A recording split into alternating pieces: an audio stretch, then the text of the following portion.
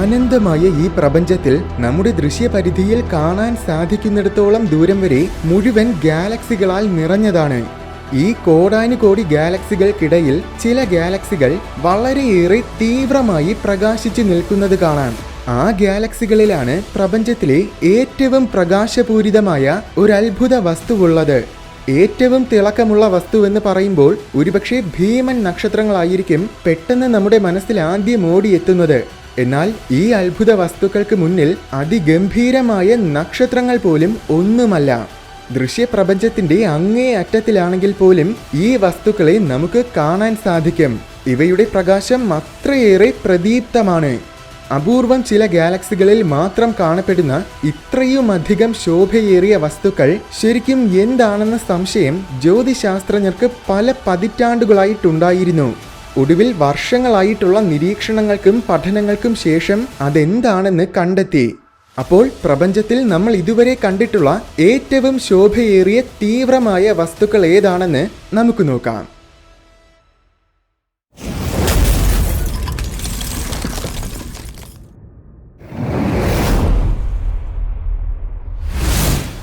പ്രപഞ്ചത്തിലോട്ട് പോകുന്നതിന് മുന്നേ നമ്മുടെ ഭൂമിയിൽ ഏറ്റവും ബ്രൈറ്റായ വസ്തു ഏതാണെന്നറിയാമോ?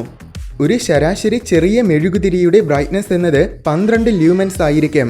ഒരു ശരാശരി മൊബൈൽ ഫോണിന്റെ ഫ്ലാഷ് ലൈറ്റ് 40 മുതൽ 50 ലൂമൻസ് വരെയാണ്. നമ്മുടെ വീട്ടിലൊക്കെ സാധാരണയായിട്ട് ഉപയോഗിക്കുന്ന 10 വോട്ട് ബൾബുകൾ ഏകദേശം 500 മുതൽ 700 ലൂമൻസ് വരെ ആയിരിക്കും. എന്നാൽ ഇമാലറ്റ് SR32 എന്ന ടോർച്ച് ലൈറ്റിന് ഏകദേശം 1,20,000 ലൂമൻസ് തീവ്രതയിൽ പ്രകാശിക്കാനാകും. ഇതാണ് ലോകത്തിലെ ഏറ്റവും ശോഭയേറിയ ടോർച്ച് ലൈറ്റ്. പകൽ സമയത്തിൽ ഏകദേശം 1,00,000 ലൂമൻസ് സൂര്യപ്രകാശമാണ് ഒരു സ്ക്വയർ മീറ്ററിൽ വന്ന് പതിക്കുന്നത്. അതേ സ്ക്വയർ മീറ്ററിൽ രാത്രി സമയത്തിലാണെങ്കിൽ പൂർണ്ണ ചന്ദ്രനിൽ നിന്നും ഏകദേശം 0.33 ലൂമൻസ് പ്രകാശമാണ് പതിക്കുന്നത്. ഫ്ലാഷ് ഗ്രനേഡുകൾക്ക് 1.2 കോടി ലൂമൻസ് തീവ്രതയുണ്ട്. ഏകദേശം 9 മീറ്റേഴ്സ് ചുറ്റളവിലുള്ളവരെ മുഴുവൻ 5 സെക്കൻഡുകളോളം നേരത്തേക്ക് അന്ധരാക്കാൻ ഈ ഫ്ലാഷ് ഗ്രനേഡിന് സാധിക്കും. എന്നാൽ ലോകത്തിലെ ഏറ്റവും പ്രകാശപൂരിതമായ വസ്തുവിനെ കാണണമെങ്കിൽ യുഎസിലെ ലാസ് വെഗാസിൽ പോകണം. അവിടെ ലക്സോർ എന്ന ഹോട്ടലിന്റെ ഏറ്റവും മുകളിൽ ഒരു ശക്തമായ ജ്യോതി കാണാം. 39 ക്സിനോൺ ലാമ്പുകൾ ഉപയോഗിച്ച് പ്രവർത്തിക്കുന്ന ഈ ലൈറ്റാണ് ലോകത്തിലെ ഏറ്റവും ബ്രൈറ്റസ്റ്റ് ആയ വസ്തു. ഇതിന് 1.3 കോടി ലൂമൻസിൽ പ്രകാശിക്കാനാകും. ഈ ലൈറ്റ് 1 മണിക്കൂർ പ്രവർത്തിപ്പിക്കാൻ 4000 രൂപയോളം കാശാണ് ചിലവാക്കുന്നത്. പ്രവർത്തന സമയത്തിൽ 150 ഡിഗ്രി സെൽഷ്യസിന് മുകളിലായിരിക്കും ഈ ലൈറ്റ് വെച്ചിരിക്കുന്ന റൂമിന്റെ താപനില. 400 കിലോമീറ്ററുകൾ അകലെ നിൽക്കുമ്പോൾ പോലും വിമാനത്തിലിരിക്കുമ്പോൾ ഈ പ്രകാശം നമുക്ക് കാണാൻ സാധിക്കും. ഇനി നമുക്ക് ബഹിരാകാശ വസ്തുക്കളിലേക്ക് പോകാം. നമ്മുടെ ആകാശത്തിലെ ഏറ്റവും പ്രകാശപൂരിതമായ വസ്തു ഏതാണെന്നാൽ അത് തീർച്ചയായും നമ്മുടെ സൂര്യനാണ്. സൂര്യന്റെ ദൃശ്യപ്രകാശ തീവ്രത എന്നത് -26.7 ആണ്. രണ്ടാമത്തേത് നിങ്ങൾ ഊഹിച്ചു കാണും, നമ്മുടെ ചന്ദ്രൻ മാമനാണ്. ഏകദേശം -13 ആണ് ചന്ദ്രന്റെ മാഗ്നിറ്റ്യൂഡ്. 9 പ്രകാശ വർഷങ്ങൾക്കകലെയുള്ള സിറിയസ് നക്ഷത്രമാണ് നമ്മുടെ രാത്രി ആകാശത്തിലെ ഏറ്റവും തിളക്കമാർന്ന നക്ഷത്രം. -1.46 ആണ് അതിന്റെ മാഗ്നിറ്റ്യൂഡ്. ഏറ്റവും മങ്ങിയ വസ്തുക്കളിലൊന്ന് യുറാനസ് ആണ്. അതിന് 5.68 മാഗ്നിറ്റ്യൂഡ് ഉണ്ട്. ഇത് കേൾക്കുമ്പോൾ നിങ്ങൾക്കൊരുപക്ഷെ കൺഫ്യൂഷൻ തോന്നിക്കാണും. മാഗ്നിറ്റ്യൂഡിന്റെ അളവ് സാധാരണഗതിയിൽ നിന്നും തല തിരിച്ചാണ്. എന്നുവെച്ചാൽ ഉയർന്ന സംഖ്യ സൂചിപ്പിക്കുന്നത് കുറഞ്ഞ പ്രകാശ തീവ്രതയും താഴ്ന്ന സംഖ്യ സൂചിപ്പിക്കുന്നത് തീവ്രത കൂടിയ പ്രകാശത്തിനെയുമാണ്. മറ്റൊരു കാര്യം, ഞാൻ ഇതുവരെ പറഞ്ഞത് അപ്പാരന്റ് മാഗ്നിറ്റ്യൂഡിനെ കുറിച്ചാണ്. എന്നുവെച്ചാൽ നമ്മുടെ കണ്ണിൽ കാണപ്പെടുന്ന പ്രകാശ തീവ്രത. പക്ഷേ ശരിക്കും അബ്സല്യൂട്ട് മാഗ്നിറ്റ്യൂഡാണ് നമ്മൾ നോക്കേണ്ടത്, അതായത് അതിന്റെ യഥാർത്ഥ പ്രകാശ തീവ്രത. അങ്ങനെ നോക്കുമ്പോൾ നേരത്തെ പറഞ്ഞ സിറിയസ് നക്ഷത്രത്തിന്റെ മാഗ്നിറ്റ്യൂഡ് 1.4ഉം സൂര്യന്റെ മാഗ്നിറ്റ്യൂഡ് 4.8ഉമാണ്. അതായത് സൂര്യനേക്കാൾ തിളക്കമാർന്ന നക്ഷത്രമാണ് സിറിയസ്. മാഗ്നിറ്റ്യൂഡ് പറയുന്നതിനേക്കാൾ മനസ്സിലാക്കാൻ കൂടുതൽ എളുപ്പം സോളാർ ലൂമിനോസിറ്റി പറയുന്നതാണ്. ഒരു സോളാർ ലൂമിനോസിറ്റി എന്ന് വെച്ചാൽ നമ്മുടെ സൂര്യന് തുല്യമായ പ്രകാശ തീവ്രത. ലൂമിൻസിന്റെ കണക്കിൽ പറഞ്ഞാൽ ഒരു സോളാർ ലൂമിനോസിറ്റി എന്നത് 375 lakh crore lumens. സിറിയസിന്റെ solar luminosity എന്നത് 25.4 ആണ്. എന്നുവെച്ചാൽ സൂര്യന്റെ 25.5 മടങ്ങ് തീവ്രമായിട്ടാണ് ഈ നക്ഷത്രം പ്രകാശിക്കുന്നത്. എന്നാൽ നമ്മുടെ രാത്രി ആകാശത്തിൽ കാണപ്പെടുന്ന നക്ഷത്രങ്ങളിൽ വെച്ച് ഏറ്റവും ബ്രൈറ്റ് ആയ നക്ഷത്രം എന്നത് ഏകദേശം 14,000 പ്രകാശവർഷങ്ങൾക്കകലെയുള്ള WR24 എന്ന നക്ഷത്രമാണ്. ഇതിന് സൂര്യന്റെ 21 മടങ്ങ് വലിപ്പമുണ്ട്. സൂര്യന്റെ 30 ലക്ഷം മടങ്ങ് തീവ്രതയിലാണ് ഈ നക്ഷത്രം പ്രകാശിക്കുന്നത്. പക്ഷേ അതിന്റെ കാരണം നക്ഷത്രത്തിന്റെ വലിപ്പമാണെന്ന് കരുതരുത്. പൊതുവെ നക്ഷത്രം കൂടുതൽ തീവ്രമായി പ്രകാശിക്കുന്നത് അതിന്റെ വലിപ്പത്തിനനുസൃതമായി മാസ് കൂടുന്നതിനനുസരിച്ചാണ്. ഉദാഹരണത്തിന് ഈ WR24 നക്ഷത്രത്തിന് സൂര്യന്റെ 21 മടങ്ങ് വലിപ്പമേ ഉള്ളുവെങ്കിലും 114 മടങ്ങാണ് മാസ്. ഒരുപക്ഷെ ഇതിന് 114 മടങ്ങ് വലിപ്പവും കൂടെ ഉണ്ടായിരുന്നെങ്കിൽ ഇത്രയും ബ്രൈറ്റ് ആകുമായിരുന്നില്ല. ഇതുവരെ കണ്ടുപിടിച്ചിട്ടുള്ള ഏറ്റവും മാസീവായ നക്ഷത്രമായിട്ട് പരിഗണിക്കുന്നത് R136A1 എന്ന നക്ഷത്രത്തിനെയാണ്. ഇതിന്റെ പ്രകാശം സൂര്യന്റെ 47 ലക്ഷം മടങ്ങ് തീവ്രമാണ്. പക്ഷെ ഇതിന്റെ മാസ് അത്ര കൃത്യമായിട്ട് അറിയില്ല. സൂര്യന്റെ 200 മുതൽ 250 മടങ്ങ് വരെ മാസ് ഉണ്ടായിരിക്കുമെന്നാണ് നിഗമനം. ഒരുപക്ഷെ 200 മടങ്ങാണെങ്കിൽ അതിനേക്കാൾ മാസീവായ മറ്റൊരു നക്ഷത്രമുണ്ട്. അതാണ് ബാച്ച് 9998. മിൽക്കി വേ ഗാലക്സിയുടെ അയൽവാസിയായ ലാർജ് മാഗലനിക് ക്ലൗഡിലാണ് ഈ നക്ഷത്രം സ്ഥിതി ചെയ്യുന്നത്. കൃത്യമായി പറഞ്ഞാൽ ഏകദേശം 1,65,000 പ്രകാശവർഷങ്ങൾക്കകലെ. അതിന് സൂര്യന്റെ 226 മടങ്ങ് മാസും 50 ലക്ഷം മടങ്ങ് പ്രകാശ തീവ്രതയുമുണ്ട്. പക്ഷേ പ്രശ്നം എന്താണെന്നാൽ ഈ നക്ഷത്രത്തിന്റെ പ്രകാശത്തിൽ ഭൂരിഭാഗവും അൾട്രാ വയലറ്റ് ആണ്. വിസിബിൾ ലൈറ്റ് മാത്രം നോക്കിയാൽ ഈ നക്ഷത്രത്തിന് സൂര്യന്റെ 1.5 ലക്ഷം മടങ്ങ് തീവ്രതയേ ഉണ്ടായിരിക്കൂ. എന്നുവെച്ച് 1.5 ലക്ഷം എന്നത് നിസ്സാരമായ പ്രകാശമല്ല. നമ്മുടെ സൂര്യൻ ഇപ്പോഴത്തേതിനേക്കാൾ 1.5 ലക്ഷം മടങ്ങ് തീവ്രതയിൽ നമ്മുടെ ആകാശത്തിൽ ജ്വലിച്ച് നിൽക്കുന്നത് നിങ്ങളൊന്ന് ചിന്തിച്ചു നോക്കൂ. ഭൂമിയിലെ ജീവജാലങ്ങളൊക്കെ ഉരുകിപ്പോയേനെ. എന്നാൽ ഏകദേശം 110 കോടി പ്രകാശവർഷങ്ങൾക്കകലെയുള്ള ഒരു ഗാലക്സിയാണ് NGC 2363. ഇതിലുള്ള V1 എന്നൊരു നക്ഷത്രം സൂര്യന്റെ 63 ലക്ഷം മടങ്ങ് പ്രദീപ്തമാണ്.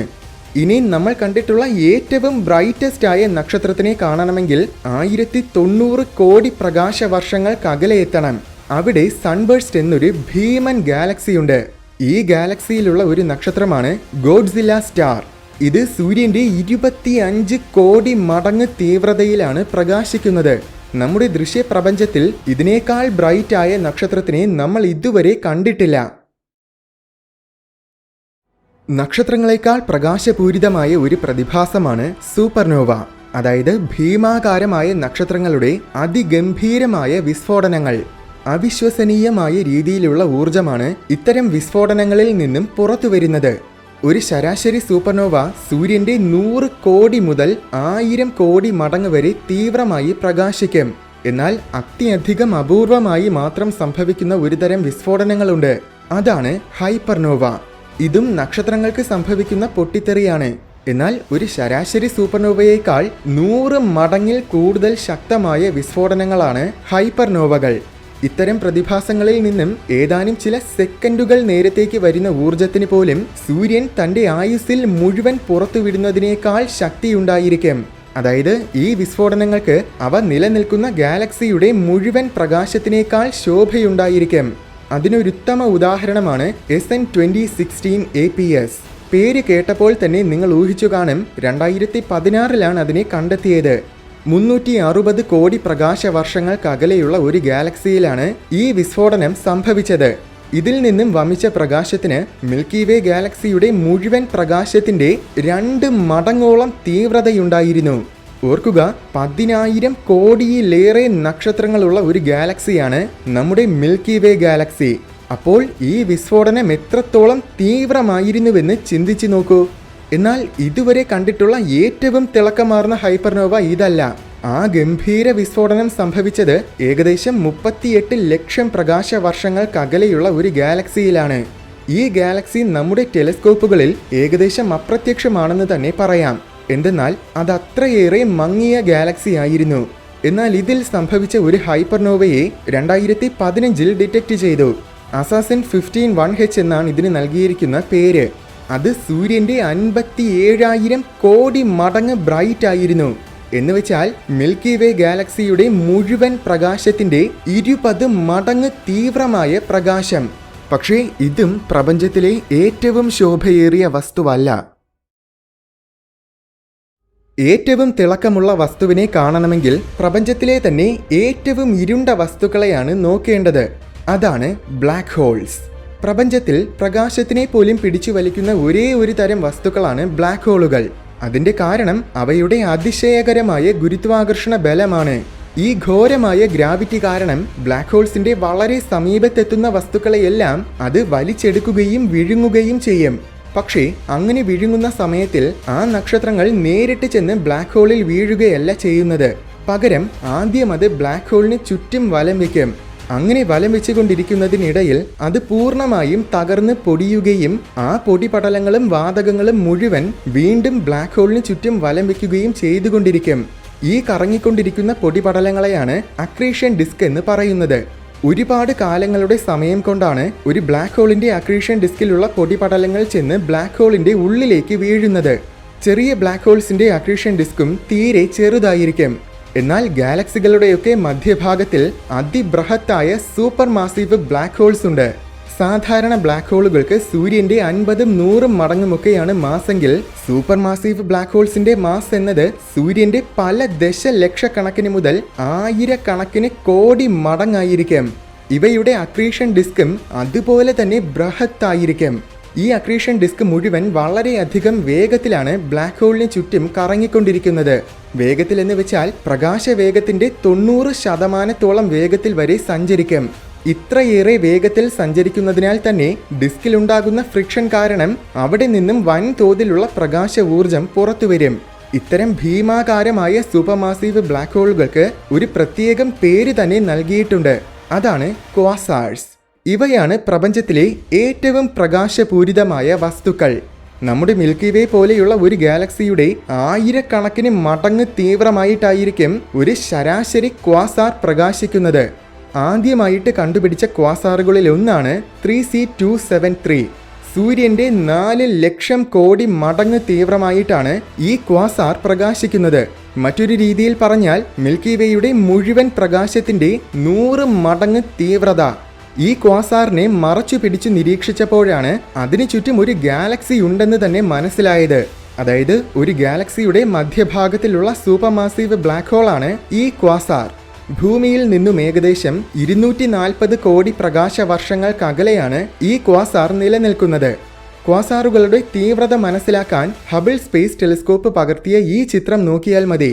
ഇതിൽ വലതുവശത്തിൽ കാണുന്നത് ഏകദേശം 300 പ്രകാശ വർഷങ്ങൾക്കകലെയുള്ള ഒരു നക്ഷത്രമാണ്. ഇടതുവശത്തിൽ കാണുന്നത് മറ്റൊരു നക്ഷത്രമാണെന്ന് കരുതിയെങ്കിൽ നിങ്ങൾക്ക് തെറ്റി. കാരണം അത് ഏകദേശം 900 കോടി പ്രകാശ വർഷങ്ങൾക്കകലെയുള്ള ഒരു ക്വാസാറാണ്. നമ്മൾ കണ്ടുപിടിച്ചിട്ടുള്ള ഏകദേശം എല്ലാ വലിയ ക്വാസാറുകളും ഇതുപോലെ 100 കണക്കിന് കോടി പ്രകാശ വർഷങ്ങൾക്കകലെയുള്ളവയാണ്. അതിന്റെ കാരണം ക്വാസാറുകൾ എന്നെന്നും അങ്ങനെ തന്നെ നിലനിൽക്കുന്ന വസ്തുക്കളല്ല. അക്രീഷൻ ഡിസ്ക് മുഴുവൻ അതിന്റെ ഉള്ളിൽ പോയി നശിക്കുമ്പോഴേക്കും അവ ഇനാക്റ്റീവ് ആകും. അപ്പോൾ അവ ക്വാസാറിൽ നിന്നും സാധാരണ സൂപ്പർമാസീവ് ബ്ലാക്ക് ഹോൾസ് ആയിട്ട് മാറും. പക്ഷേ അത് സംഭവിക്കാൻ പല കോടിക്കണക്കിന് വർഷങ്ങൾ വേണ്ടിവരും. പ്രപഞ്ചത്തിന്റെ പണ്ടത്തെ കാലത്തിലാണ്, അതായത് 100 കണക്കിന് കോടി വർഷങ്ങൾക്ക് മുൻപാണ് ഇത്തരം ക്വാസാറുകൾ ധാരാളം നിലനിൽക്കാനുള്ള സാഹചര്യങ്ങൾ ഉണ്ടായിരുന്നത്. ഇത്രയും അകലെയുള്ള ക്വാസാറുകളെ നമ്മൾ കാണുമ്പോൾ അത് ശരിക്കും അത്രയും കോടിക്കണക്കിന് വർഷങ്ങൾക്ക് മുൻപുള്ള അവസ്ഥയിലാണ് നമ്മൾ കാണുന്നത്. അവയെല്ലാം ഇന്ന് സാധാരണ സൂപ്പർമാസീവ് ബ്ലാക്ക് ഹോൾസ് ആയിട്ട് മാറിയിട്ടുണ്ടാകാം. അതുകൊണ്ടാണ് സമീപത്തൊന്നും അധികമായിട്ട് ഭീമാകാരമായ ക്വാസാറുകളെ നമുക്ക് കാണാൻ പറ്റാത്തതും പല ശതകോടി പ്രകാശ വർഷങ്ങൾക്കകലെയുള്ള ക്വാസാർസിനെ കാണാൻ പറ്റുന്നത്. നമ്മുടെ മിൽക്കി വേയുടെ മധ്യഭാഗത്തിലുള്ള സൂപ്പർമാസീവ് ബ്ലാക്ക് ഹോൾ ആയ സജിറ്റേരിയസ് എ സ്റ്റാറും ഒരുപക്ഷെ പണ്ടൊരിക്കൽ ഒരു ക്വാസാർ ആയിരുന്നിരിക്കാം. പക്ഷേ ഇന്ന് അത് ഇനാക്റ്റീവാണ്. ഇനി കാലാകാലങ്ങൾ കഴിയുമ്പോൾ ഇത് വീണ്ടും ആക്റ്റീവായി മാറാൻ അഥവാ ക്വാസാർ ആയിട്ട് മാറാനുള്ള സാധ്യതയുണ്ട്. ഇനിയും 500 കോടി വർഷങ്ങളോളം കഴിയുമ്പോൾ നമ്മുടെ ഗാലക്സിയും ആൻഡ്രോമെഡയും തമ്മിൽ കൂട്ടിയിടിക്കും. അന്ന് ചിലപ്പോൾ 2 ഗാലക്സികളിലുമുള്ള സൂപ്പർമാസീവ് ബ്ലാക്ക് ഹോൾസ് തമ്മിൽ കൂടിച്ചേരാനും അതൊരു ക്വാസാറായി മാറാനും സാധ്യതയുണ്ട്. എന്തായാലും പ്രപഞ്ചത്തിൽ നമ്മൾ ഇതുവരെ കണ്ടിട്ടുള്ള ഏറ്റവും തീവ്രമായ ക്വാസാർ ഏകദേശം 1270 കോടി പ്രകാശ വർഷങ്ങൾക്കകലെയാണ് സ്ഥിതി ചെയ്യുന്നത്. J043947 എന്നാണ് ഈ ക്വാസാറിന് നൽകിയിരിക്കുന്ന പേര്. നമ്മുടെ സൂര്യന്റെ 6 കോടി മടങ്ങ് തീവ്രതയിലാണ് ഈ ക്വാസാർ പ്രകാശിക്കുന്നത്. എന്നുവെച്ചാൽ മിൽക്കി വേയുടെ 15,000 മടങ്ങ് തീവ്രതയിൽ. പ്രപഞ്ചം ശരിക്കും ഒരു അത്ഭുതം തന്നെ.